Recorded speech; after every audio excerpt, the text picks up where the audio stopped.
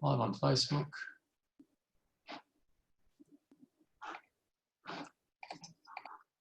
All right, let's hope that works. Sorry, guys. The technology roll through. Okay, so I'm just waiting on Facebook to come through. So hopefully that will be 2 seconds. And anyway, and I think we're away. Perfect. Beautiful. All right. Well, thank you, and I appreciate the patience there, guys. Well, hello and welcome, and much gratitude and love for joining us tonight.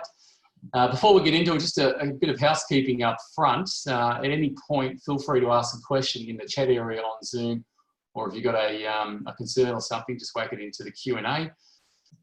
Comments on Facebook. We'll endeavour to get to every question tonight if time permits, and if not, we'll do it in the next couple of days.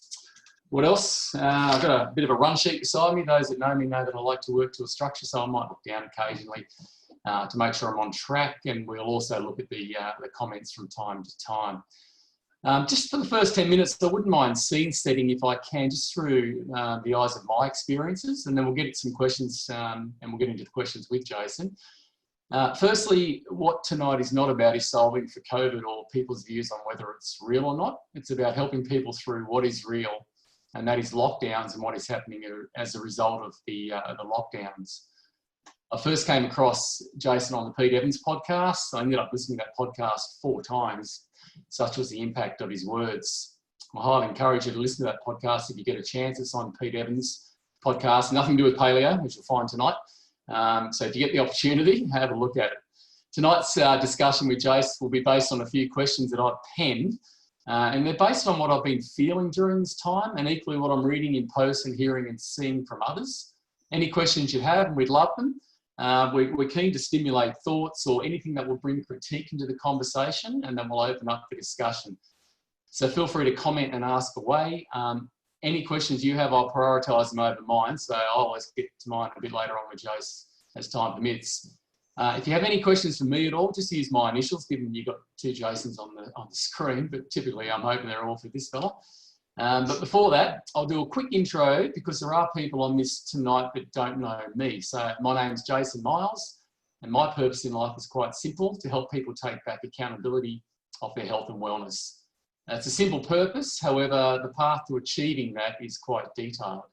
I studied at the Institute of Integrated Nutrition, which is located in New York, but I'm more a student of life, and I've learned most of what I know by seeking my truth and challenging accepted norms. After all, one thing I do believe is just because 1 million people believe something doesn't make it true. I also run juicing retreats in northern New South Wales, little town of Bucay, with my beautiful wife Nick, and our business partners and most amazing friends Gary and Julianne, and with good help from our 2 mates Clint and Rod. Anyway, so after months of conversations and reading articles, the impact is having on lockdown, I intuitively knew I had to do more, and I really wanted to do work and help people with perhaps seeds of information and nuggets of gold that they can take away and incorporate into their life. And that's where I heard Jason's podcast. And if not directly those people, then perhaps someone they know. And like I said, enter Jason. Tonight does come from a place of genuine love and concern. I've got nothing to sell you other than love and hopefully some pearls that Jason can provide. And I kind of liken it to a bit like the 5-day juicing retreat that we run. It's about a chance to detox from what is happening around you and to discern the information in a way that is useful and can benefit you. Our retreat team knows through the art of observation, which is typically science anyway, and our own experience what it's like to go through a detox. And Nick and I did an 8-day water fast, nothing but water for 8 days in January, and we knew what was happening to our bodies each step of the way. It's the same when our team takes our guests through the myriad of changes they might experience when they start to detox. You know, when they start to release, when they start to shake and feel queasy, when they lose confidence of why they signed up for it in the first place. But when you experience it and you come through, you start to embrace it and truly know how wonderful it feels to release the toxicity that we generally hold in. And I don't just mean physical toxicity as well. It is the integration of knowing what it takes to stay in this place by releasing the things that no longer serve us. And if you've been through that, you'll appreciate what I mean. And if you don't, then the cycle will repeat itself. But there is upside to that repeat cycle. And it's, you know, when you're back on the hamster wheel, I guess it's that fluctuation when you want to get fit. Sometimes you jump on the treadmill and then you're off it for 3 months and you're back on it again.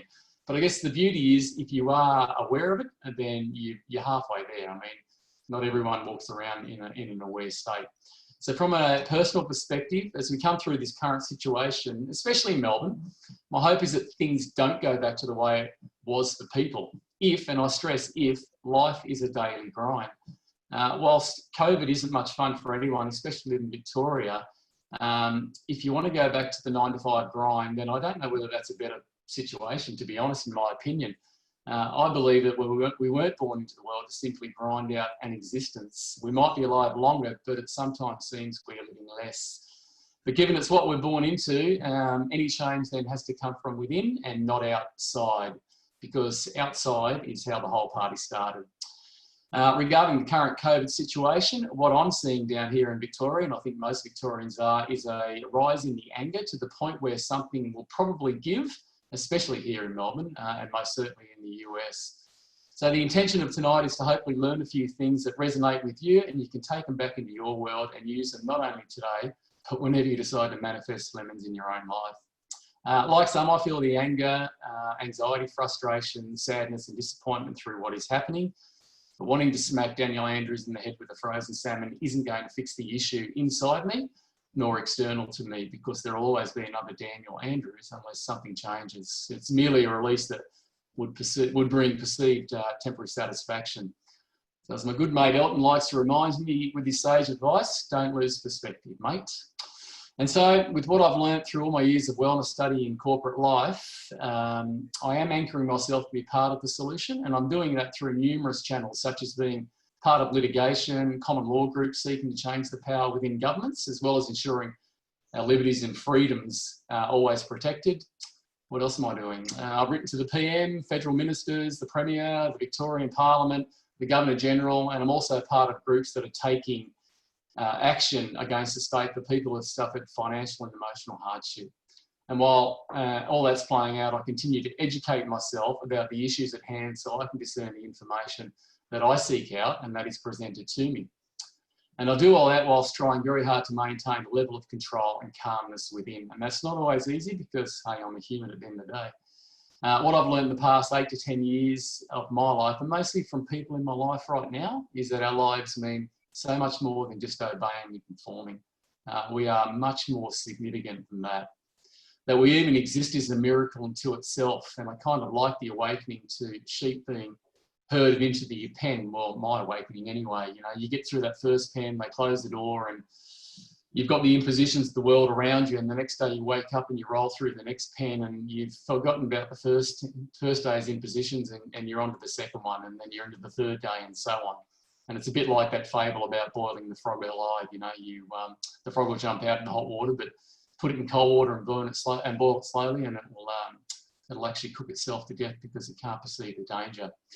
So I know we're much more than that, and we owe it to ourselves and this amazing planet to co-create, to be the thing that we want to be. And I think that's the thing. We are individual, and we should maintain that gift and expand it. It is being who we want to be, and that comes from within and not looking outside to our external environment for endorsement. And that's something which I struggle with, and I have struggled with most of my life in that. Bit of an emotional moment, that one. Anyway, one of my first questions I'll ask of Jason is about stress, and through my studies I learned that all disease does start at the cellular level with chaos in the body, and that includes stress. And right now we're living on planet COVID, and it's impacting billions of people. I spoke about wanting to smack Daniel Andrews with my frozen salmon, and well, that ain't going to work, firstly because Nick and I are plant-based, so I'd have to borrow the fish. But as much as I would like to smack him, trying to defeat darkness with darkness does nothing to promote light in the world. It's just more of the same. So I try to avoid that. So I'm going to get on to Jason. Finally, I was going to say it is a chance to hear from Jason, but chance, in my opinion, suggests luck, and that is not the case if you're watching this. It's all about opportunity, and I thank each of you for breathing life into that opportunity. And so to Jason, well, he joins us tonight. He'll be speaking about growing and becoming more resilient through developing self-governance and authentic expression. Now, what I say here, if you don't understand any of it, and I'll be honest, I didn't understand a lot of what Jason said the first time I heard the podcast with Pete. I got about 15 minutes of it and I listened to it again, I repeated it, and now it just resonates with me so deeply. So Jason's work is focused on the individual becoming their own authority and establishing the state of personal governance required to explore sovereignty. And like I said, what that means will become clearer as we move through the conversation. We'll cover all the misinformation, opportunism and restrictions brought on by COVID and what we can do to filter out information by developing a strong understanding. Because beyond COVID, there is an opportunity to see past the ideological basis for our societal norms and maintaining a sense of well-being when confronted with the other lemons that we tend to manifest in our lives. Another big take-home I hope to get from you, Jace, is your perspective on how everything starts with chaos and confusion and the work you do in helping people find a need of release by embracing the truth. The key takeout will be reiterating the need to become authentically ourselves and getting past what others might think or say. Something I'm all too familiar with, as I said. If you want to know more about Jace, you can go to his Facebook page, The Quantum Movement. We'll post that in the links anyway, so you'll get to see exactly what he's on with his program and his coaching that he does. So, welcome, mate. What introduction, thank you. Thank you. I saw a comment in there saying JM for PM and it's I can see where they're coming from. I can't read that, and I was probably too busy running through my own stuff. It might be a campaign manager. Okay. All right, so we'll roll into some questions. So, look, I've got 1,000 things I'd love to ask you tonight, but obviously that's not possible.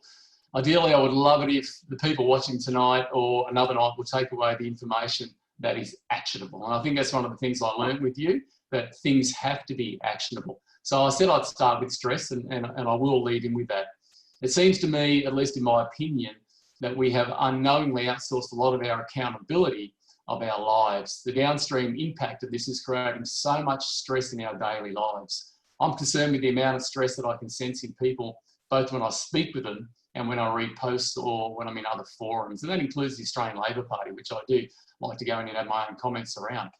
As a wellness coach, I know the stress that chaos causes at the cellular level, which is the onset of illness, is something we should all work very hard to remove from our lives. So with that, what's your view on how people can deal with the stresses and anxiety that comes with this moment in time, mate? Thanks, mate. Thanks for all your beautiful words and very genuine in your way, and it's a pleasure to share this with you. But to the question, I think one of the first things is humility, is that we need to all first accept that we don't know that much.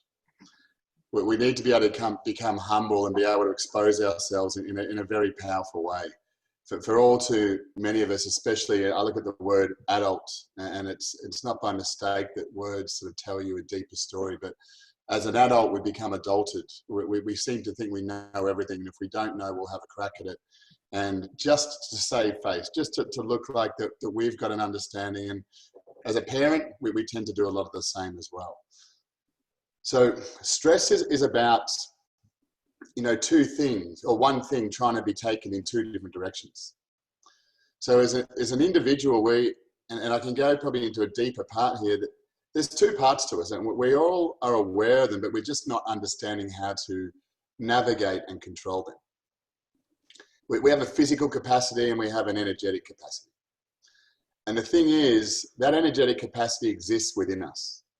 And it's the voice, it's the certainty, it's the passion that we allow to come out when we're in those unguarded moments, when we feel at ease, when we're around an environment that we feel comfortable within. Our physical capacity is very much there, that we use to protect ourselves, but it is also how we express. In our physical body, my understanding is that we take on every memory, every understanding we've taken in life is stored in our physical body. And when the physical and the energetic are moving in two separate directions, we start to create a separation. And that separation is what we experience as stress. The issue is it's like having a team of people and half of them are going in one direction, half of them are going another. It's about defining and coming to a place of your own clarity. So stress at this particular point in time is going to be first recognized by not reacting to what's going on around you, but by choosing to be where you are. It's accepting that the situation at the moment, maybe in Melbourne to begin with, is under lockdown. It's not to continue to keep fighting against that, wishing it was different and arguing the point. It's first of all to accept that starting point. This is what currently exists, because until that starting point is recognized, nothing will change. No journey of prosperity, no change can be created in any particular way until the starting point is recognized. And as dire, as problematic, as angry or frustrating as that may be at this particular point in time, to gather any level of momentum, that starting point must be defined. And the greater the starting point that each individual can recognize that as, the greater the momentum and power they can create moving forward. And that may seem like a bit of a troublesome task when all we want to do is blame and argue and create opposition. Because that's the nature of what most of us do, and it's what creates stress. We find it difficult at times to not be able to hold back our opinion because we have to get it out. And this goes back to a little bit of what you were saying before with the juicing and the fasting.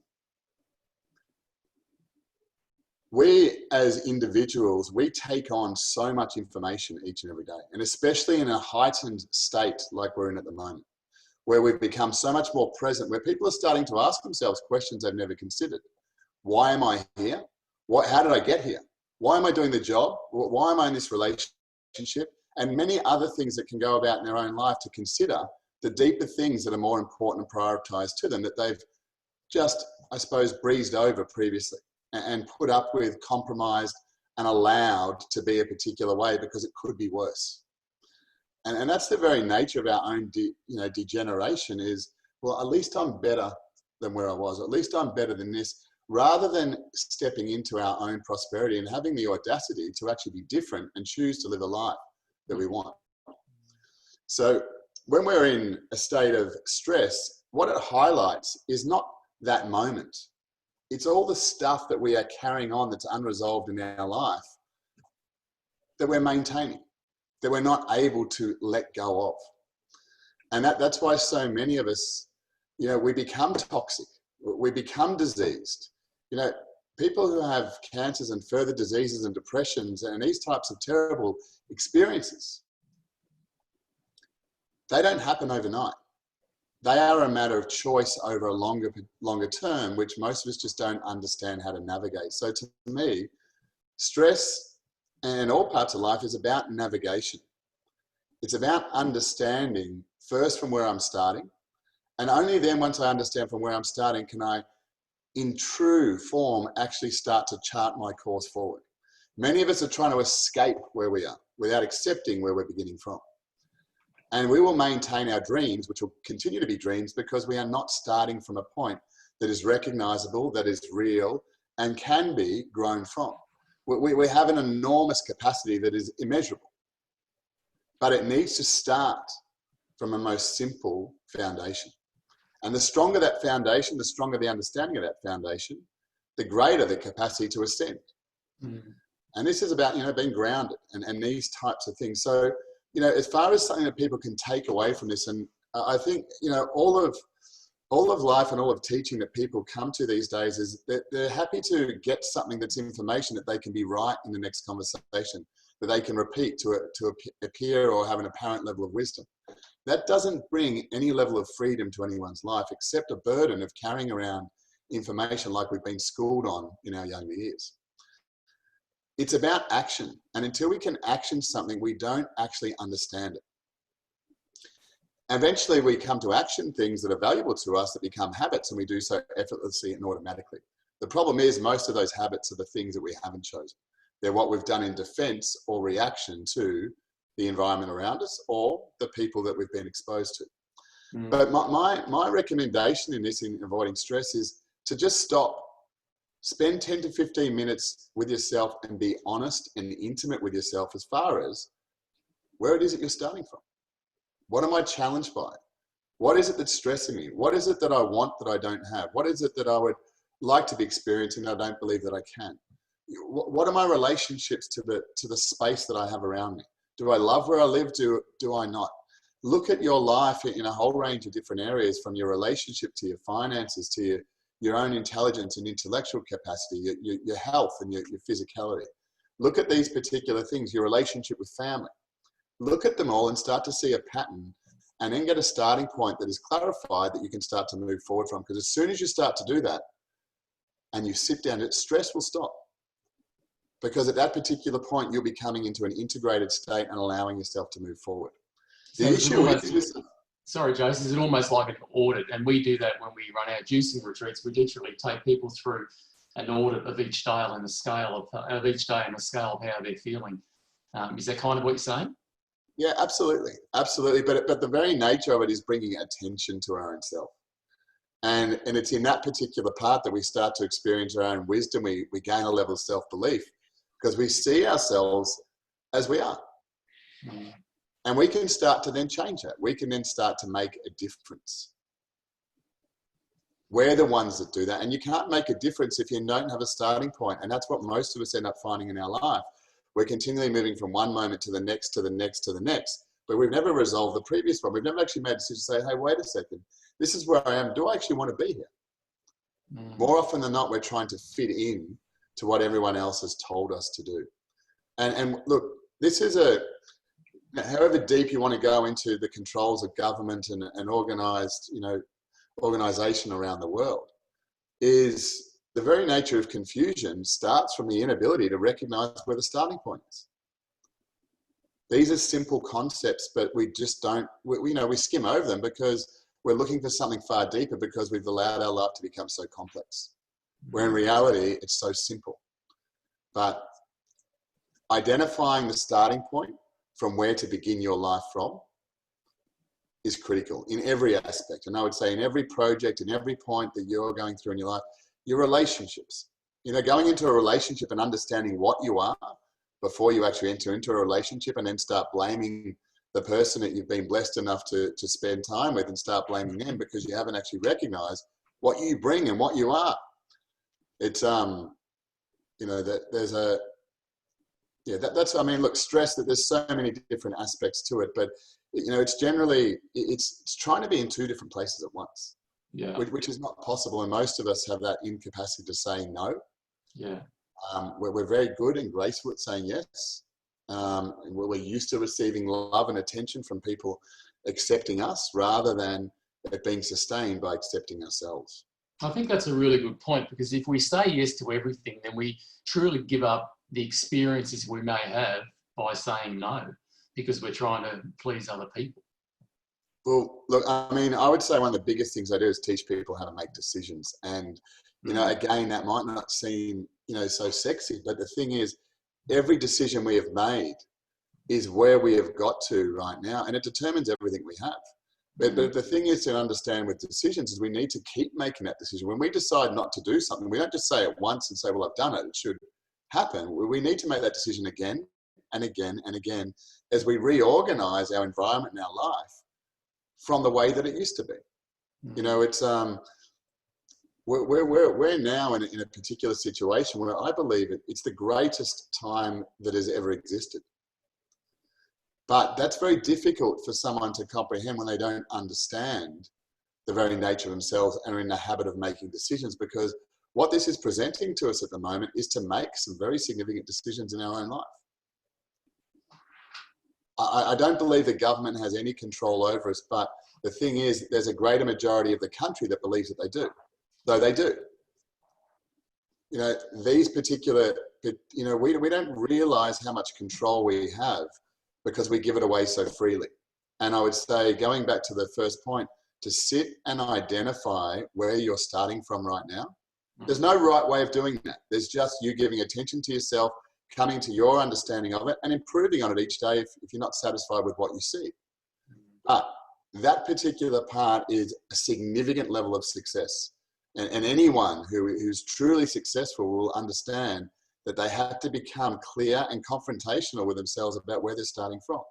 And that can be an inconvenient conversation with yourself. Do you think the monkey mind plays a part in that process, Jose? Yeah, absolutely. Absolutely. I think, look, we've been so ill-equipped and so ill-taught in our own lives that we've been taught to go into the monkey mind, to look into the past as if history determines the future. There's no greater lie in my eye that's ever been told. The accounts of history are so biased and one-sided, and they're perspective-based. Our history is happening right now in the decisions that we make. So, you know, the mind itself is just what happens in that gap between our own disintegration. When you're like you had an emotional moment before and you allowed that to come up and out of you, you know, that type of capacity is when we feel complete love and attention in that particular moment to allow it to come out. And the thing is, for most of us, we don't have those times and those places to do that. And I would say that, you know, this sort of leads into like looking at stress. A large part of stress is where we don't allow ourselves to express ourselves. When we, you know, to me, I look at the measure of life as the amount of people I have in my life that can tell me the inconvenient truths without being scared of losing my friendship. Yeah, I said that to my friend Nikki the other day. It's the beautiful relationship you have with people where you can literally be who you want to be, and they can call it for what they see. I think that's, yeah, absolutely. And the ability to be able to do that sometimes starts with us in being able to be upfront and learning to be able to do that in such a way that is, how would you say it, that is sometimes inconvenient. But that's where we learn the grace and the capacity to be able to do that, that we discover a real truth. I mean, everyone has had a partner, and it's those partners that are most impactful and deep and intimate with them are the ones that they can go into those darkened places that they haven't been before. I mean, every disease we have, every suicides that are going on at the moment would be solved if people understood how to listen to someone else rather than judge and listen to respond. But to actually hear someone, to allow them to be understood, there wouldn't be any suicide. And the thing is, that starts with us being able to do that for ourselves. You know, the thought of I don't want to be here, or I'm sad, or I'm sick, the problem with that is that it stays inside. These things that, you know, and this is a big confusion in our life, is that when we're having a moment of, like, say, going back to that juice fasting and the purging and the releasing of toxins, we've all done it before where we've gone off the handle. And then we become so apologetic, and we're so upset or apologetic of what we've just done that we draw all that back within us. It's to understand and have that space for ourselves, and even with others, to be able to purge all that crap and let it out. We're taking it on each and every day. So if we don't... Sorry, mate. So that, I think purging is a really good point, just on the stress part. Is there a frequency that is this something you do daily, is it weekly, monthly? Is it something you hourly? Like, what's your opinion on that? What's your view? Well, it depends upon your circle of friends, I suppose. But the thing is, some good ones. But a simple practice of sitting with your partner and sharing without feedback and without response, is a very powerful process.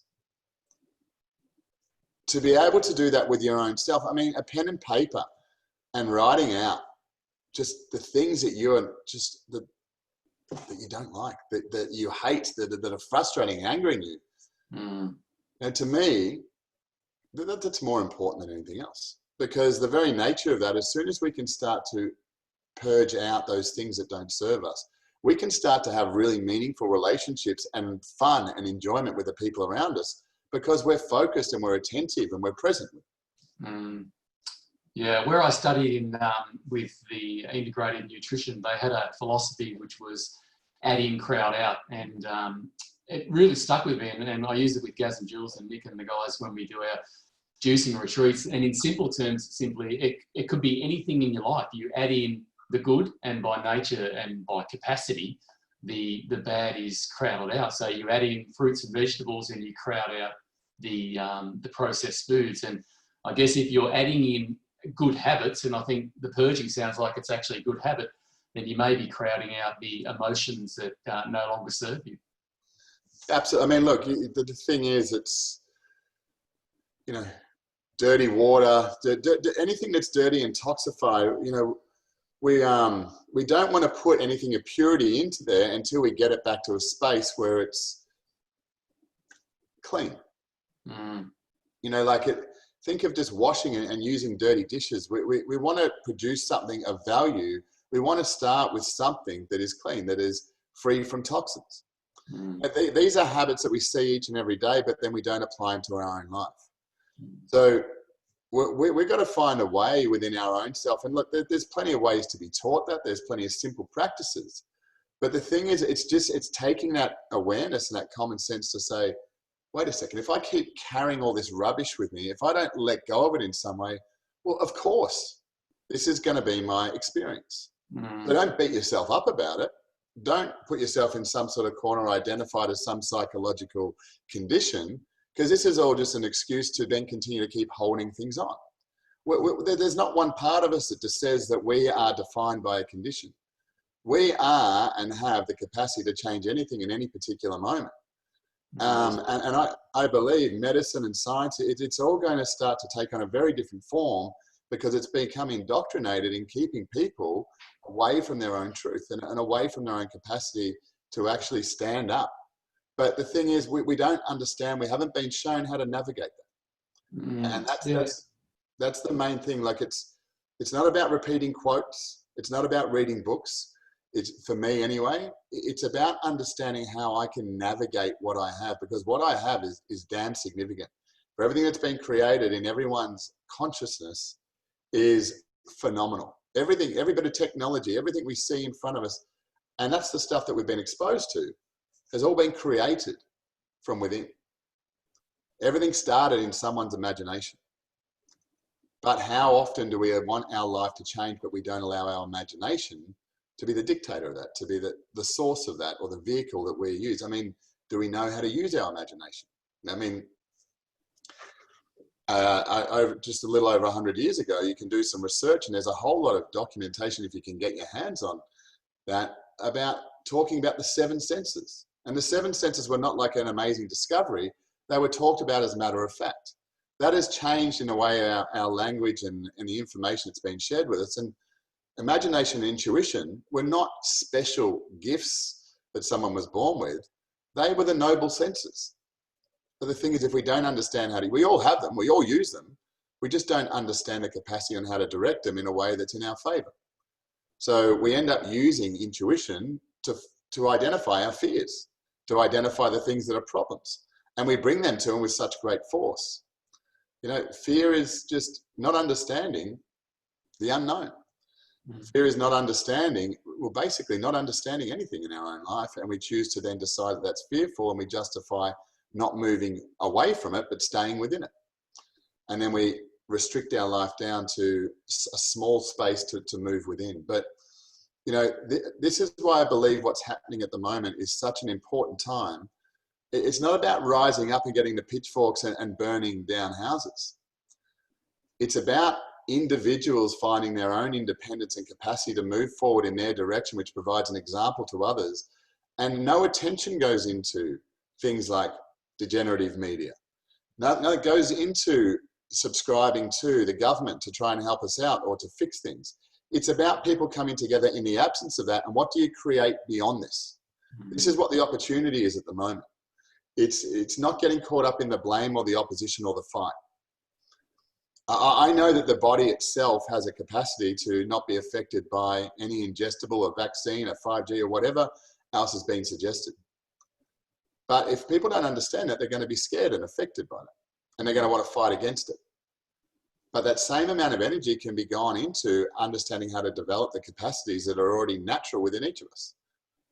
It's just a matter of understanding how to activate it. For most of us, we've been taught a life where we've got a handbrake on most of the time, or we've only been introduced to such a small part of our own team. Yeah. And I think therein lies a real nugget of gold for me when dealing with stress. I think that was very well said, mate. So thank you for that. I'll jump into the next one. Next question I have. So Nick and I don't have kids, but our family and friends do. And right now, especially again, I'm referring to Melbourne. You know, homeschooling has placed incredible pressure on families and kids what advice can you give people who are in this situation, knowing that Victorians have been locked down for nearly 6 months now, and if things go to Daniel Andrews' plan, that we may be celebrating New Year's virtually this year. Okay. So as far as how to deal with the homeschooling and the kids and that type of thing is? Yeah, it really, so I see it a lot with, so Nick works from home because she has to at the moment. Anyone in Victoria pretty much has to where they can.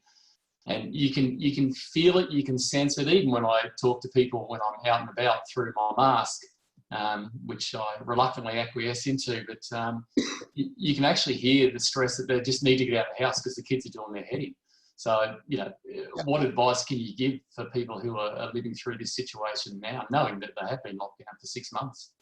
Yeah, I know. Look, and this is a lot of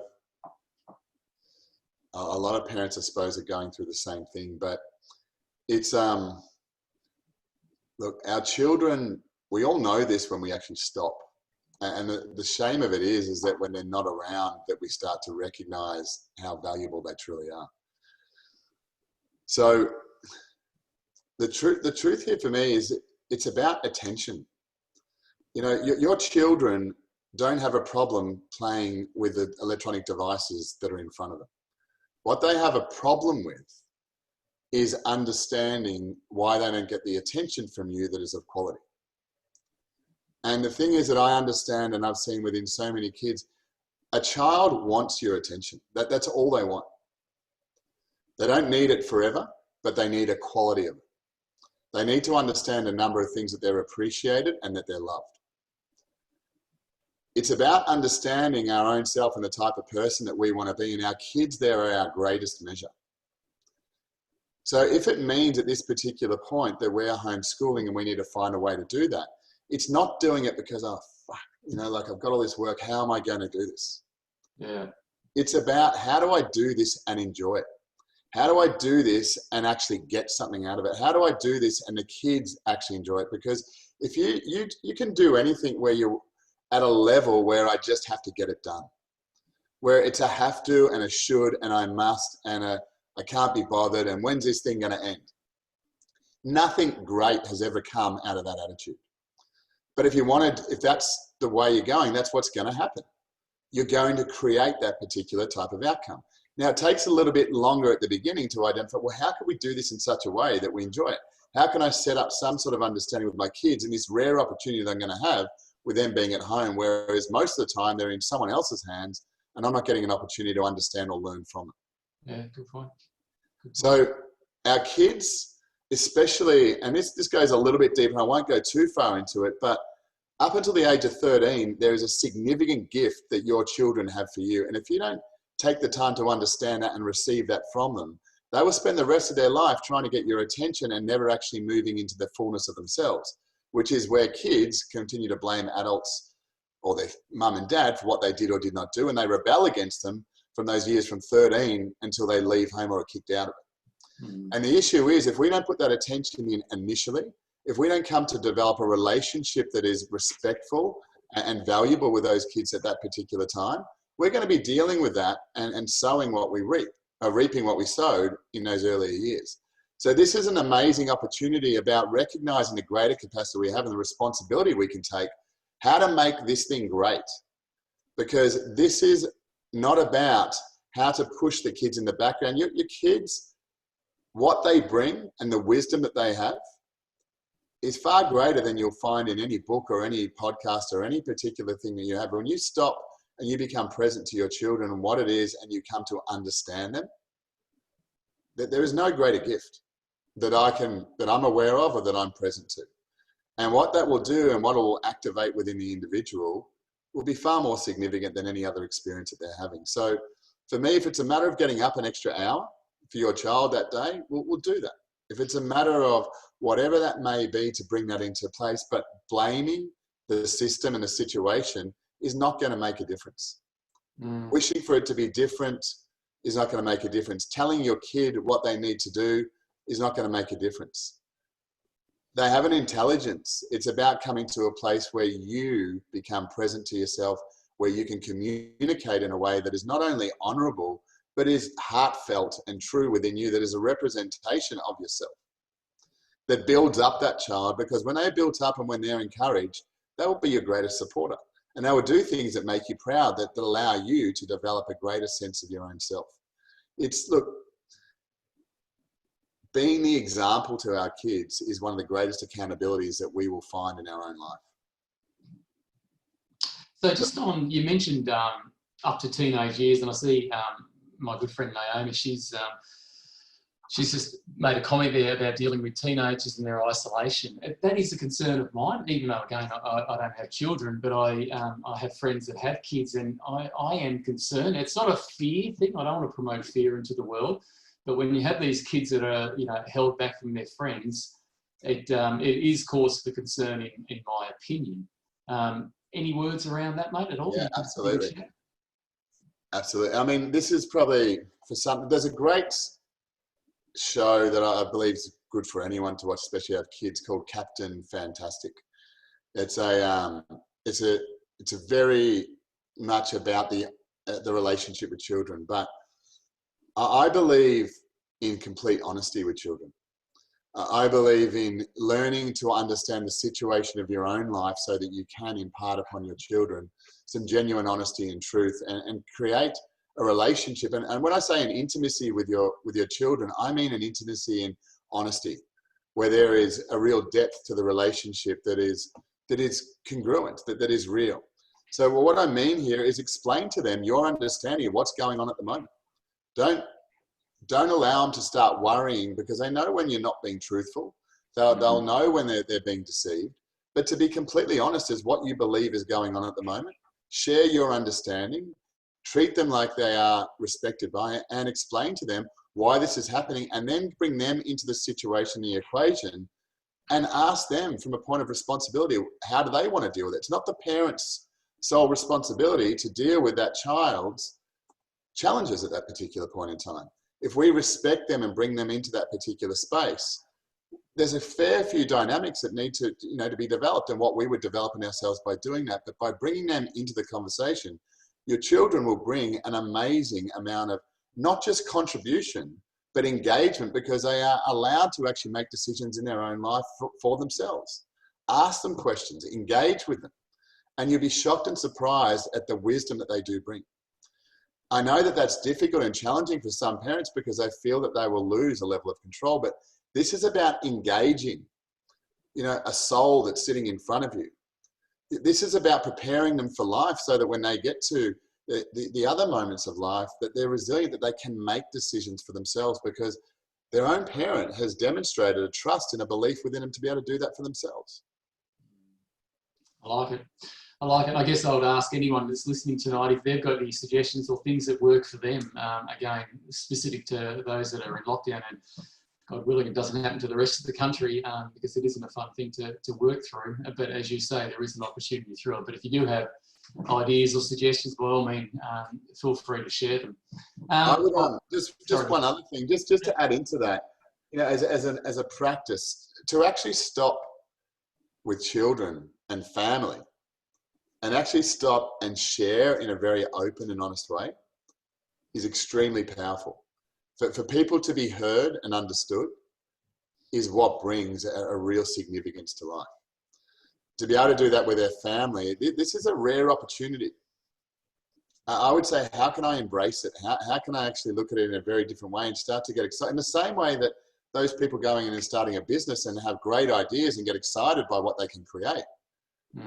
In the same way, that same level of engagement, when you start to do this by habit, your kids start to remind you of that as well, and it just becomes the norm, rather than getting into a situation where I can't be fucked. I'm not going to.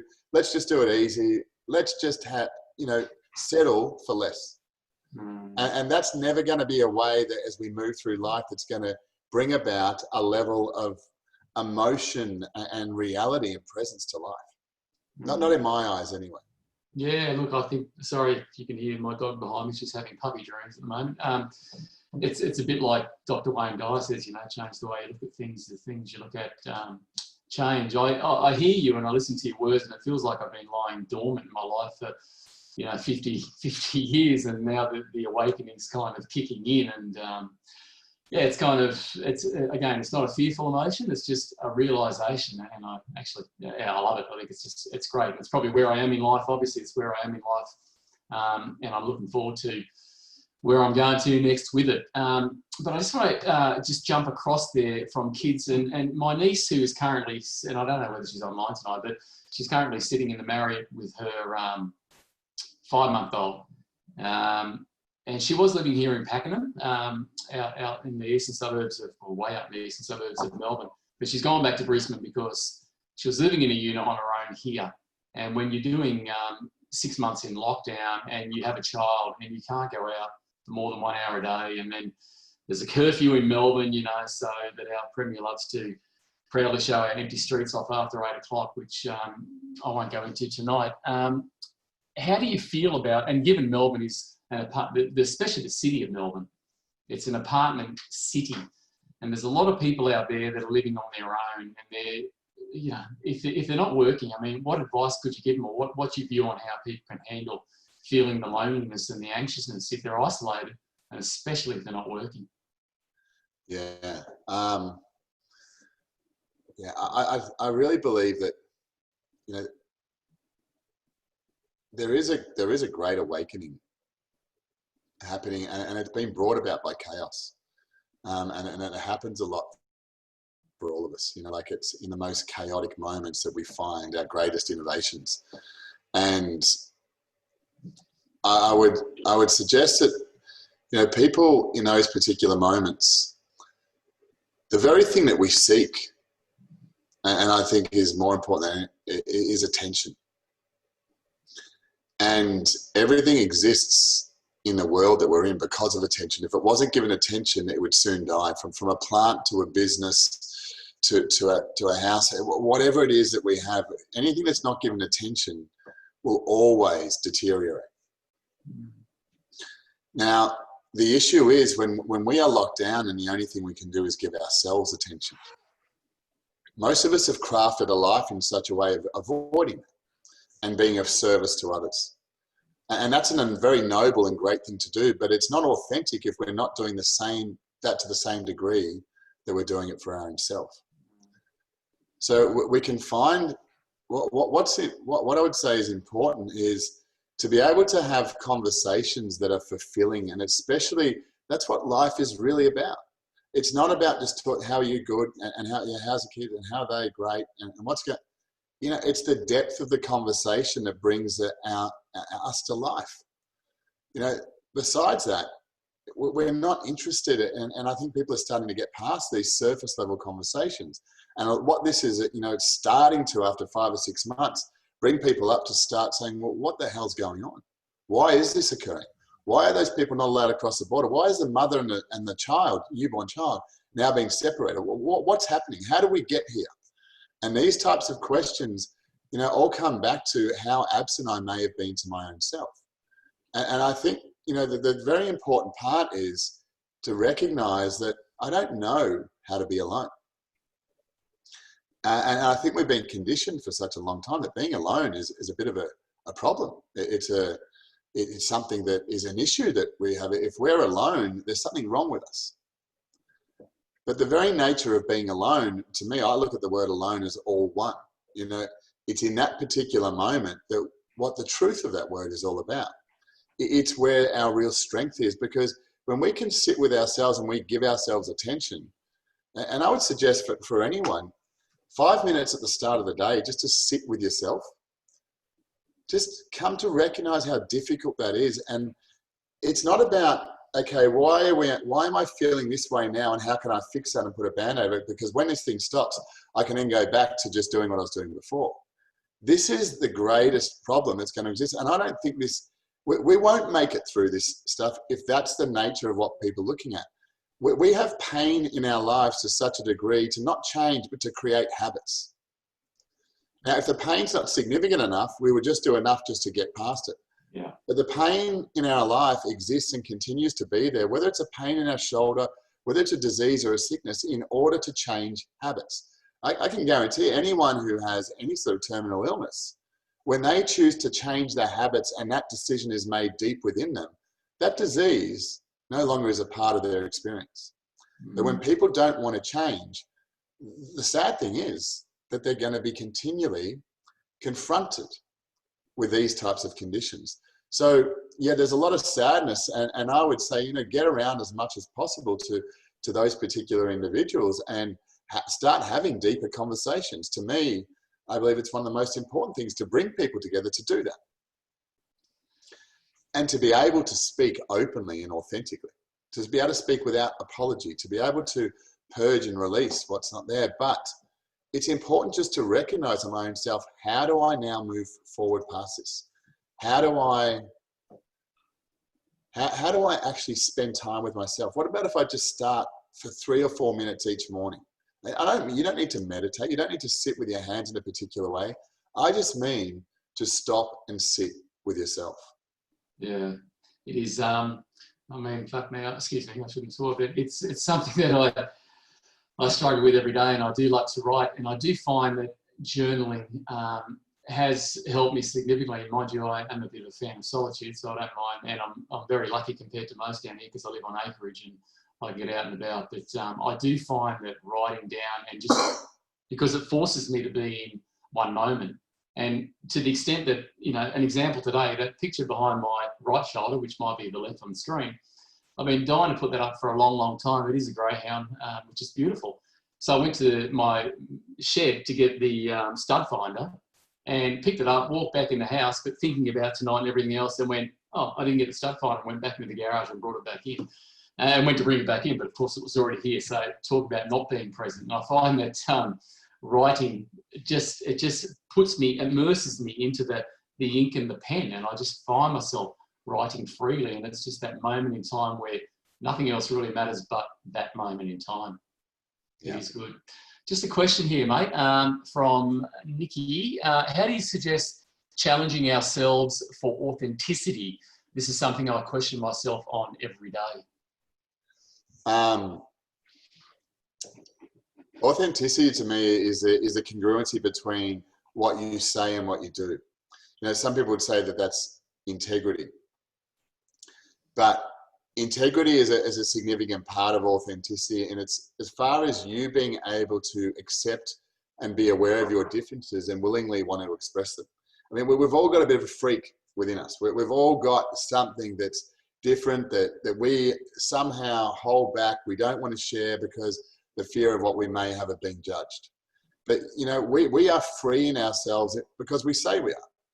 So if we have something within us that we are holding on to and we don't share it, we're not free. But if we can say that out loud, well, I know I'm free because I'm not concerned about how I'm seen or how I'm received for who I am. So authenticity is very much about us speaking our truth, but continuing to be able to do so and deal with the consequences that may come with that without choosing to then change, because it may have an impact or an effect upon other people. It's to recognize that most of us are restricted in our lives because we take away other people's opportunity to express themselves, because we look at someone who's less than or requires our assistance or is not as strong as us or whatever it is that we perceive. They're just different. And the very nature of this is our ability as an individual to be able to, explore those parts of ourselves that are not often not seen, to look into the darkness and to be able to bring that to life, which is the very nature of our own selves. To find our authenticity, we have to go to places we haven't been before. What most of us end up doing is repeating what we already know. We stay in the familiar spaces, which is a very undermining of our own authenticity. Authenticity is us in that moment, not a reference to the past or future, but expressing ourselves in our fullest capacity in this moment. And I've just seen that yes, being vulnerable is an absolute part of that, because being vulnerable is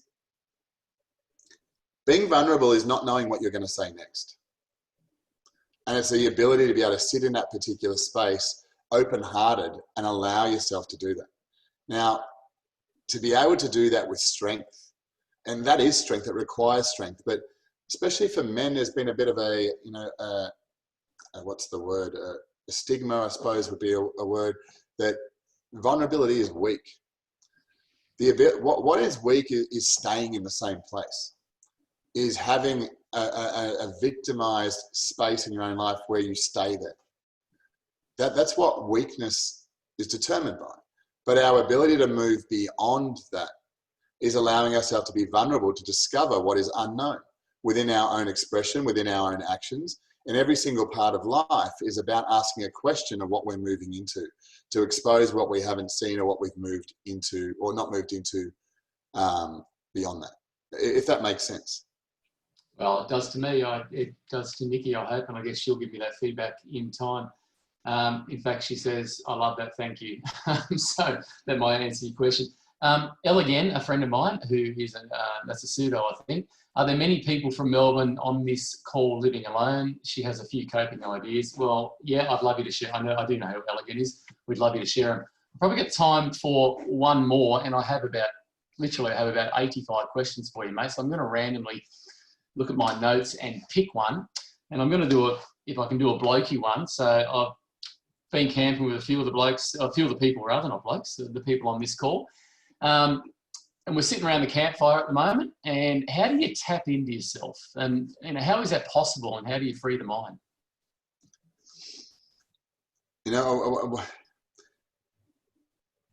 What's surprising to me within this is how simple it is. And it's like everything once you know how to do that. Because, and this thing is a very natural, it is native to us.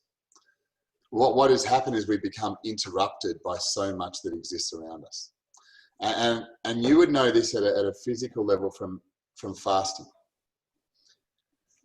When you fast and when you purge, you then go and have something that you would have been eating previously, maybe a sugar or whatever it may be, and you realize how sweet it is and how impactful and how intense that is. Mm. We've become so used to not being connected. And the very nature of that is first of all, to actually, to start to tap into your own self, is to first release what doesn't belong. It must start with purging. We can all sit with our own self, but if our own self at this particular moment is challenged, affected, and reactive, it's not really a comfortable place to be, and we're not really presenting an amazing, we're not providing a great brochure to ourselves of someone that we want to spend time with. Mm-hmm. But we've got to take accountability for where we've actually got to at this particular point in our life without anger, without frustration or judgment, but just to start to accept this is where I am. And I would suggest that practice that I mentioned at the start, just stopping and recognizing what your starting point is, that you bringing attention to yourself is a significant key. Mm-hmm. There's not, it would be remiss and irresponsible to say, hey, go and do this type of practice in the way that we teach it and what we do at this particular point, because you're tapping into something that is immeasurable and infinite in its capacity. There is literally nothing that your body cannot do through the guidance of your own, what I call the what that exists inside of it. So that process doesn't just happen immediately. But what I would say is that everyone's doing it every single day, all the time. They're just not aware of when they are, but they feel it at times. But the thing is, they're not understanding how they got there. And this is where the frustration becomes, like with anything. If we can't recreate, if we can't maintain what we're experiencing in our own life, we tend to stop doing it.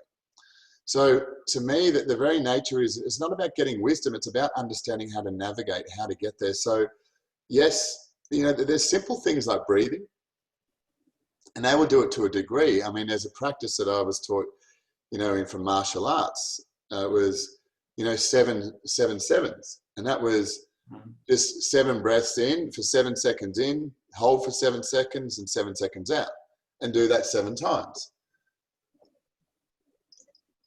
That in itself will bring people to their own space. But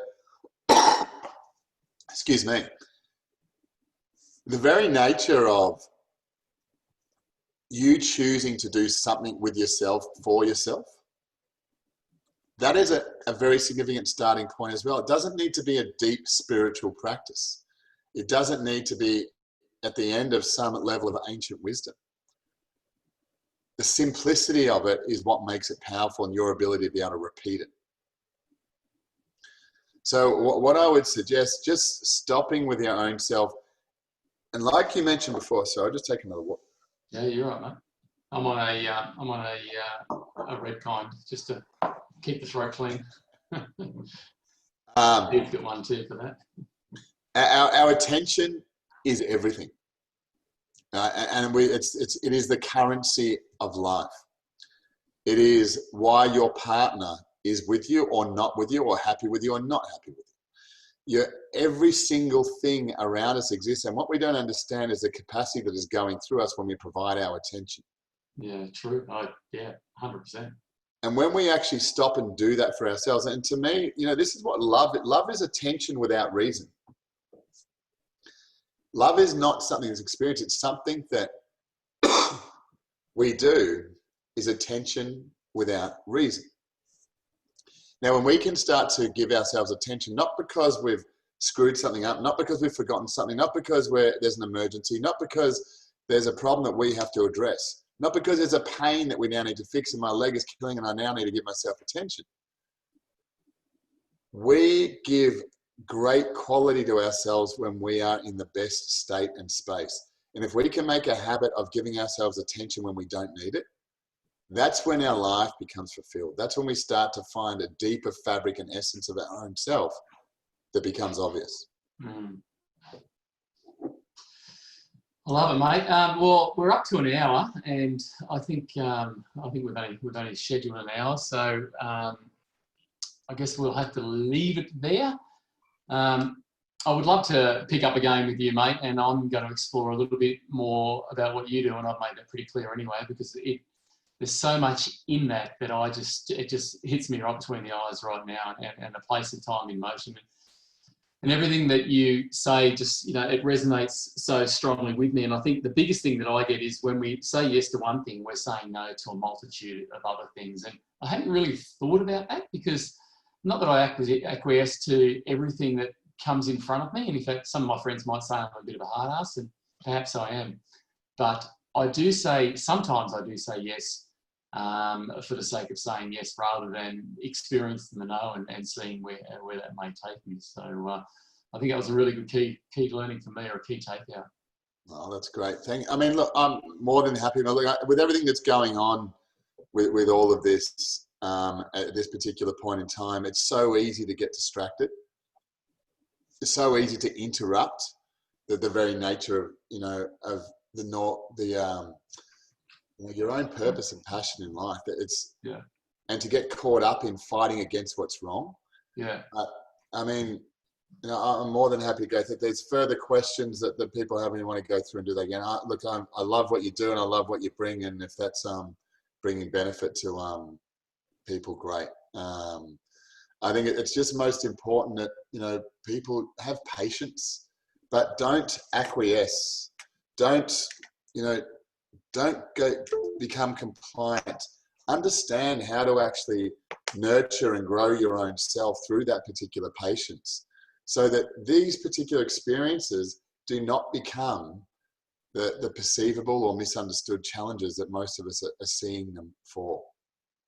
I believe that there's so much more that's coming into our space, but like anything, if we're not prepared for that opportunity when it arises, if we suddenly start scurrying at the last moment because it's now there in front of us, the whole nature is getting into this habit of life that we put most energy in when things are going great.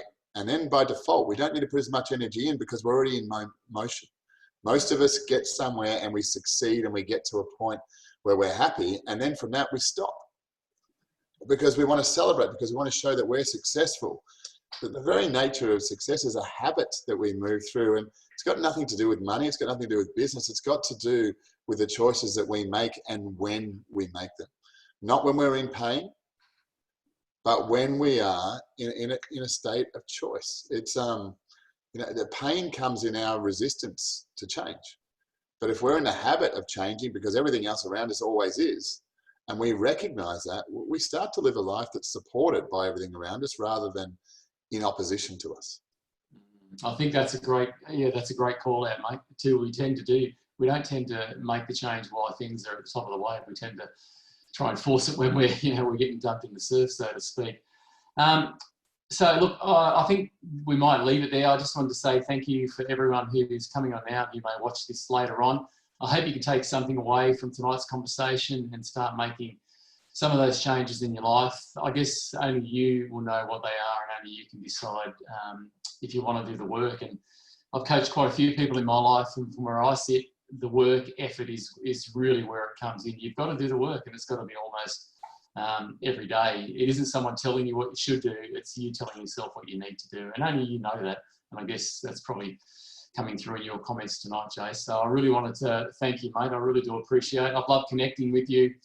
Someone I'm going to follow and follow closely. If you want to know more about Jace, you can go to your Facebook page, Jace. Do you just want to give it a... Yeah, that's for the best at the moment. Yeah, the quantum movement. Yeah. It's there's some more, some information on there. There's a little bit on YouTube, but most of the work we've done has been private up until now. But we're starting to bring that into a more of a public forum. So yeah, there's all the information that's there.